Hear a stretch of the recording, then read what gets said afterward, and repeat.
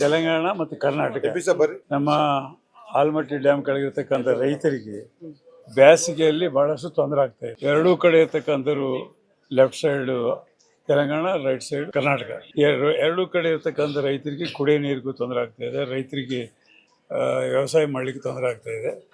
ಆ ಸಮಯದಲ್ಲಿ ಏನಾದ್ರೂ ಅಲ್ಲಿ ಒಂದು ಚೆಕ್ ಡ್ಯಾಮು, ಸ್ಮಾಲ್ ಬ್ಯಾರೇಜು ಏನೋ ಮಾಡಿದರೆ ಒಳ್ಳೆಯದು ಅಂಥೇಳಿ ನಮ್ಮ ಸ್ನೇಹಿತರಾಗಿರ್ತಕ್ಕಂಥ ಮಕ್ತಲ್ ನಮ್ಮ MLA ಮತ್ತು ಸಚಿವರಾಗಿರ್ತಕ್ಕಂಥ CR ಅವ್ರ ಕಡೆಯಿಂದ ಒಂದು ಪ್ರಪೋಸಲ್ ಬಂತು.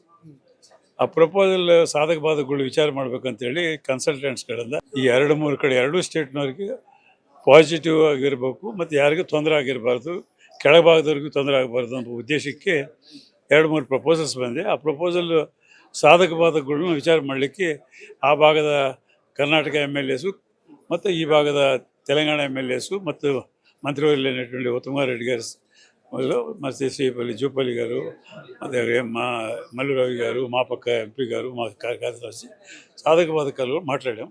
ముందు ఏ రకంగా అవుతుందో అధికారులు ಎರಡೂ ಕಡೆಯಿಂದ ಮಾತಾಡಿದ ನಂತರ ಮತ್ತು ಅದು ನೇರ ಇರಿಗೇಷನ್ ಮಿನಿಸ್ಟರ್ ಹತ್ರ ಮತ್ತು ಮುಖ್ಯಮಂತ್ರಿಗಳ ಹತ್ರ ಮಾತಾಡಿ ಮುಂದೆ ಯಾವ ರೀತಿಯಾಗಿ ಅದರ ಬಗ್ಗೆ ನಿರ್ಧಾರ ಕೈಗೊಳ್ಳಬೇಕೆಂಬುದು ಫೈನಲ್ ಆಗಿ ಮಾಡುವಂಥ ಒಂದು ಪ್ರಯತ್ನ ಮಾಡ್ತಾ ಇದ್ದೀವಿ. ಇದು ಇನಿಷಿಯಲ್ ಸ್ಟೇಜ್.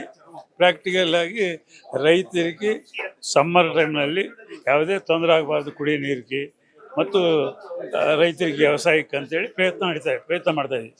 ಇದು ಇನಿಷಿಯಲ್ ಸ್ಟೇಜ್ನಲ್ಲಿ ಇದೆ.